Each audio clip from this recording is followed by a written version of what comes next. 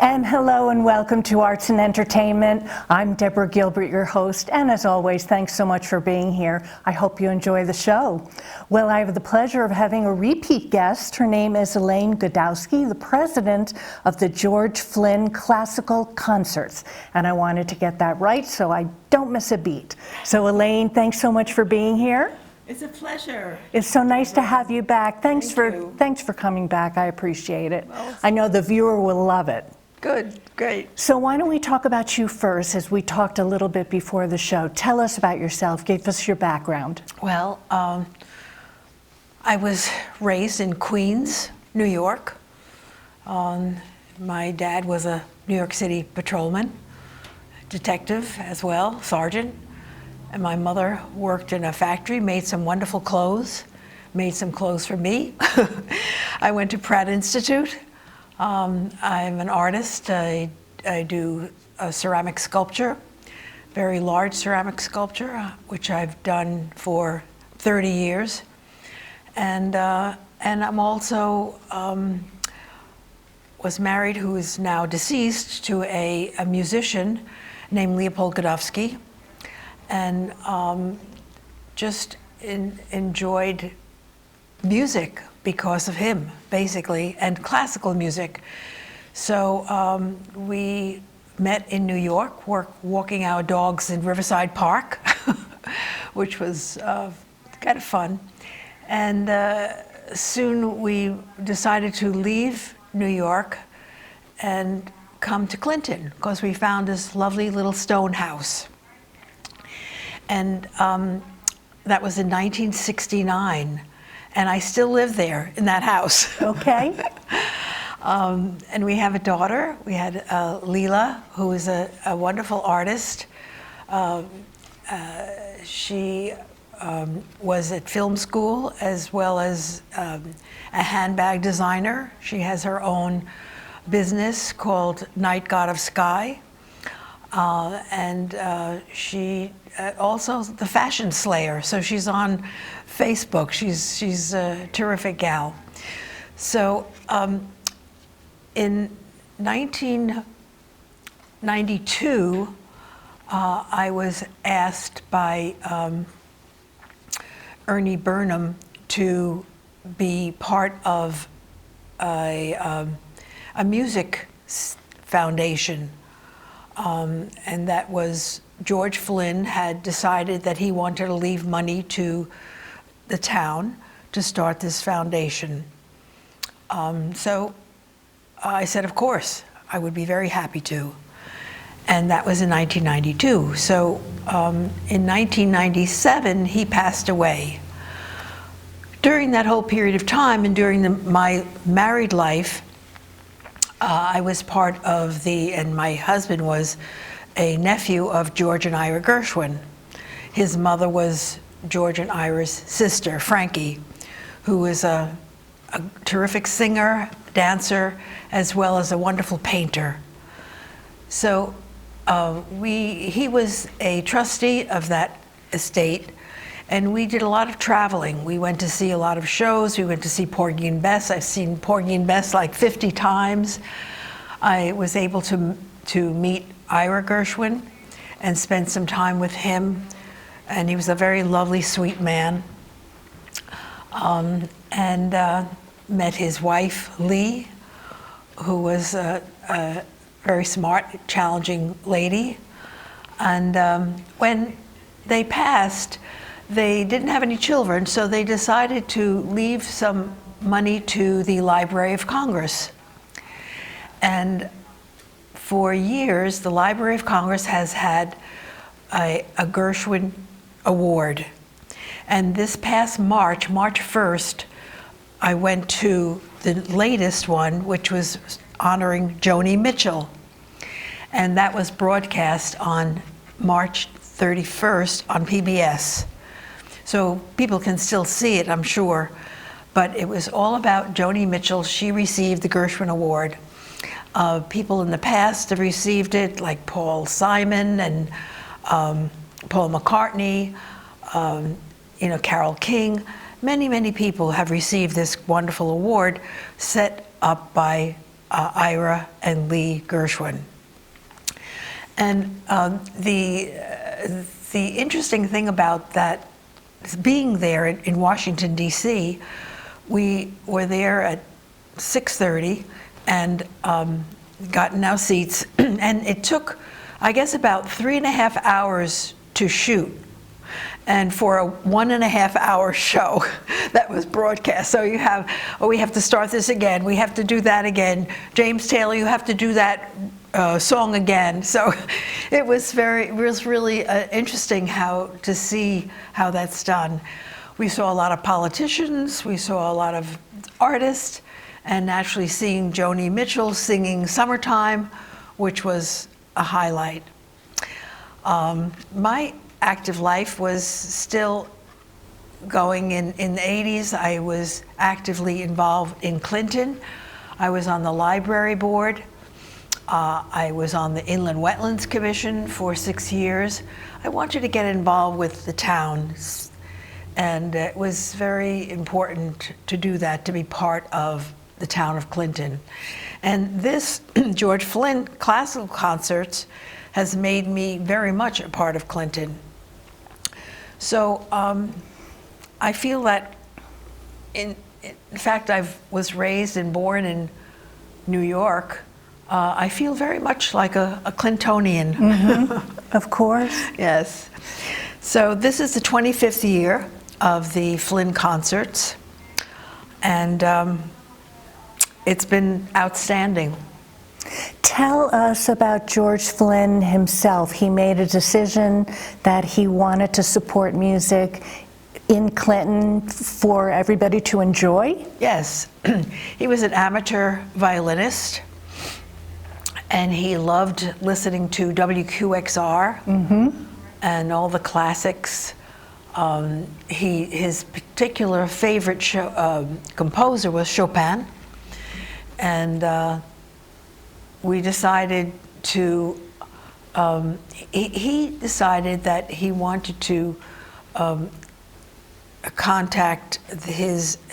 give something back to the town so that they would be aware, since they weren't able to come to New York to see different concerts of the great performers, to have them come to Clinton. So he set up this foundation with Ernest Burnham, who was a state attorney as well as a state representative, and he was an attorney in town and a good friend of George's. So they set this up, and when George passed away, this whole foundation came into being. Our first concert was in, I think it was July 5th, 1998, and it was celebrating the 100th year of the birth of George Gershwin. And my husband played the Gershwin Concerto with the New Haven Symphony. And it was an outdoor concert, very warm that day, and it was a great success. It was a wonderful, people loved it. So from that time on, we've brought a diverse arrangements of classical, popular, and a variety of brass, string quartet, solos, everything to the town of Clinton. And we have a wonderful website called GeorgeFlynnClassicalConcerts.com. And this is our brochure for this 25th year. Can I hold it up? There it is. We've had 7 concerts, and our last concert, this is mailed to every Clintonian, this particular brochure. And every brochure that we have is mailed to every Clintonian. And if a person donates, we also mail to them. But you can go on our website and see who the new artists will be. The last concert of our 25th year will be the Emerson String Quartet, and that'll be on May 14th. That's at the Town Hall. We have 2 venues. That's the Town Hall in Clinton, which is a very lovely auditorium built in 1936. It holds about 450 people. And then we have the new Morgan School, which holds 690 people. And that's where many of our programs take place, because there's so many that we can accommodate. So it's been an incredible year, incredible. Just having the St. Martin in the Field. We've had Jeremy Denk this past Sunday, who was outstanding. It was a pianist who was part of a Genius Award that he received. The Yale Symphony Orchestra was there. The Canadian Brass was there. Hot Sardines were there. Martin Garcia played an all Chopin program to honor George Flynn. So we've had, and every single year has been, people tell us, this is the best concert I've been to. Every single concert they say, this is the best concert I've been to. So, how does an orchestra or a group of performers submit themselves to you? We talked about that earlier. Yes. How do you decide who you're going to let perform that year? Well, it seems as though over these past 25 years, word has gotten out, and that we entertain these different people coming to us, and agents have contacted me, different management has contacted me, Columbia Artists, Opus 3, David Rao, just many of the top agencies have contacted me, and they send a roster what they feature. And I look through that and just see, well, we haven't had this group for a while, or we haven't had this type of music for a while. And so I will go through it and see what the availability would be, and see what the availability is of the schools. We have to get permission from the school, and usually it's from August to February. And then in March, April, May, June, they have their own events. School musicals, school dances, other middle school events.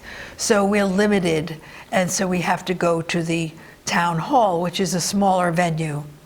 So it can't possibly accompany an orchestra. So any orchestras and symphonies have to be at the town hall, at the Morgan School. Okay. Well, listen, let's hold that thought. I'm Deborah Gilbert. You are tuned into Arts and Entertainment. We're going to take a break. We'll be right back. Attending a local home show or garden expo can provide a one-stop opportunity to gather ideas and meet with potential contractors. Better Business Bureau reminds consumers of the importance of doing their homework before making a financial and contractual commitment. Always be sure that the company you decide to work with has the necessary licenses and insurance to work in Connecticut. Develop a list of questions ahead of time for potential contractors. Consider creating a separate email address for show correspondence. And before signing up for drawings, contests, or services, find out how your contact information will be used. Now, do not feel pressured to buy expensive items or services right away, as returns and refunds can be challenging. Save receipts and other paperwork. Pay for expensive merchandise with credit cards and monitor for unauthorized charges. BBB recommends limiting a deposit to no more than 1/3 of the total cost of the project, and then setting up a schedule of payments based on the job's overall progress. Get all details of the project in writing in the form of a contract and request a receipt. Check for discounts and coupons being offered and research vendors at bbb.org.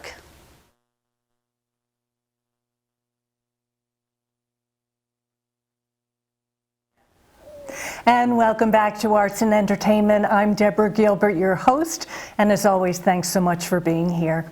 Elaine, we were talking during the break about your season. Why don't you tell us what's happening in 2023 and 2024?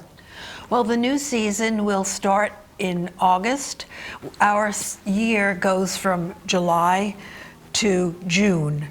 So we start usually concerts begin in August. We don't want to interfere with the Opera Theater of Connecticut. We have a wonderful opera here in Clinton that has been going for almost 40 years. That's right.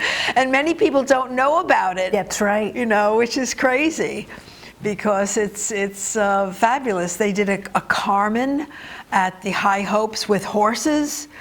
So we have a lot of wonderful things here in little old Clinton. Yes, we do. And so in August 20th, we're going to be having an artist called Grace Kelly, not the film star who passed away, but a sax player, Grace Kelly, who's doing, bringing her group of musicians. Will be Grace Kelly at the movies. So she'll be doing a lot of movie music with strings and brass. So it'll be very interesting and be at the high school. And then we'll have a pianist who'll be doing a Rachmaninoff program to honor the 150th birthday of Rachmaninoff, as well as the 100th compositional time of the Rhapsody in Blue. So he'll be doing both that. And then in November, we'll be doing what is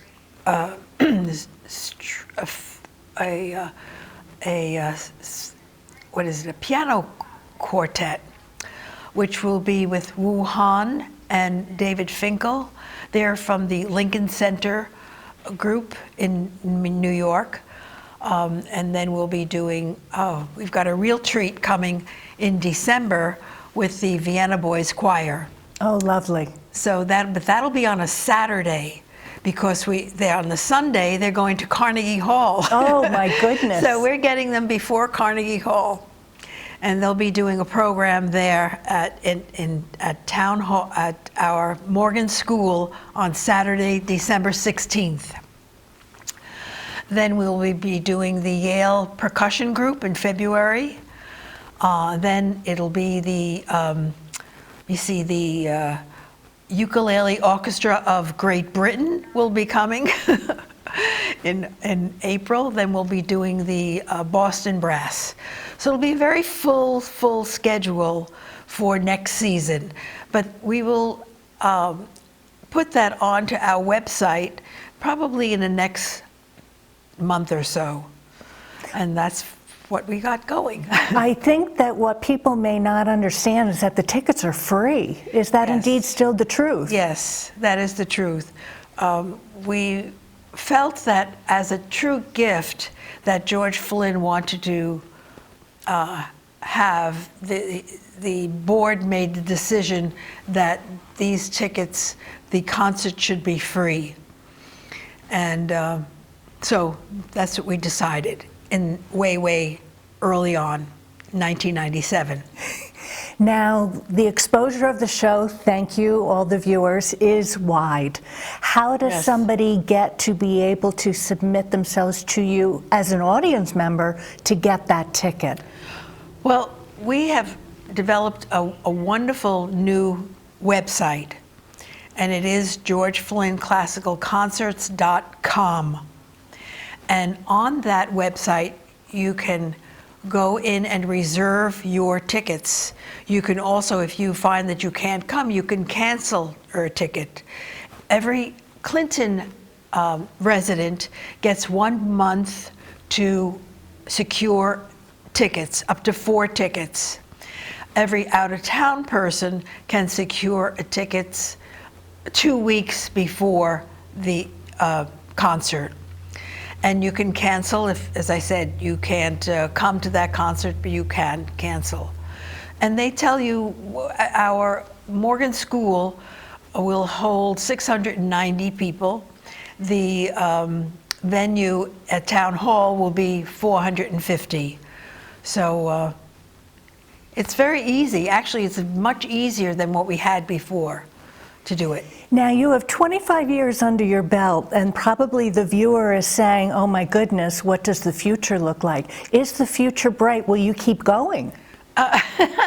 Well, I'm a little bit of an ancient, but you know, I still hope to carry on. And you know, we do have a board of 5, and so we have Jim Beloff, who is a wonderful musician himself. He's a ukulele player. He's the one who actually brought the ukulele back into favor. He's written many books on the ukulele. And the ukulele, he and his wife Liz.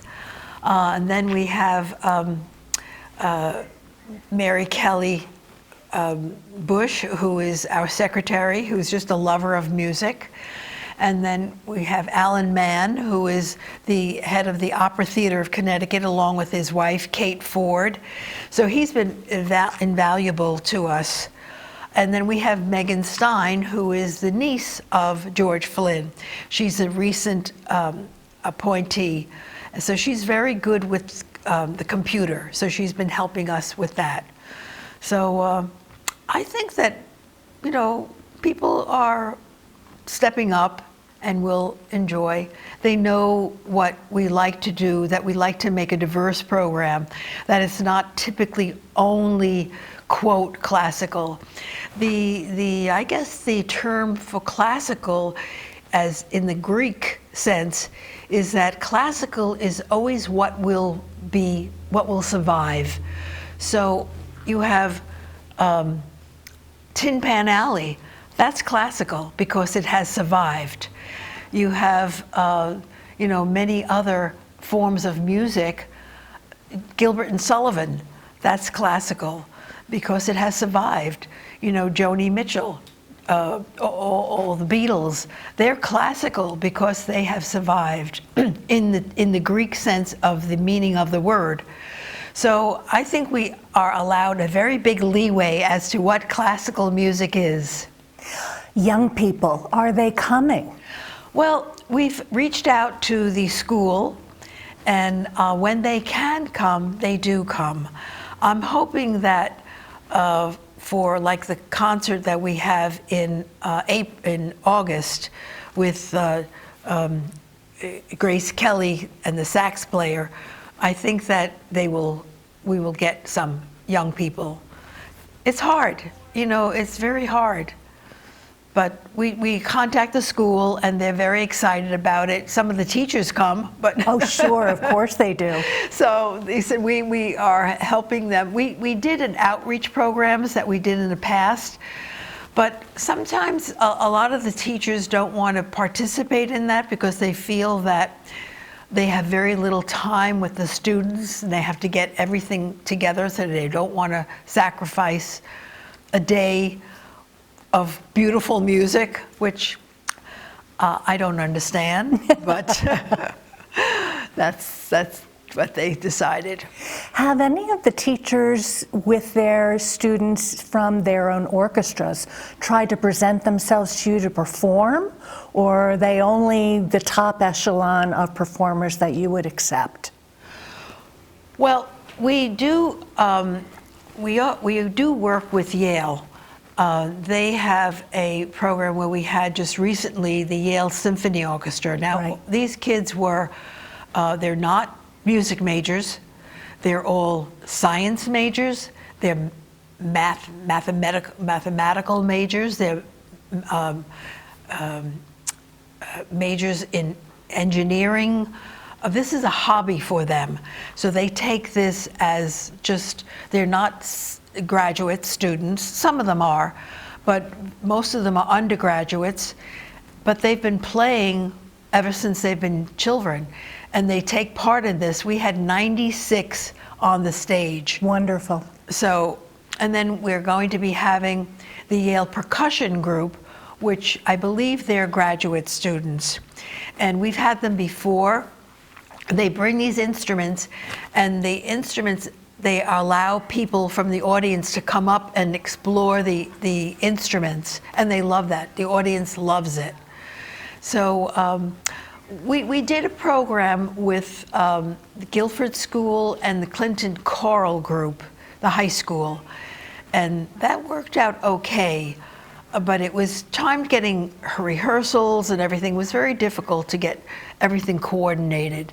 So we've decided that we stick mostly with the colleges. Okay, that's good. Well, we're starting to run out of time. Any closing thoughts briefly?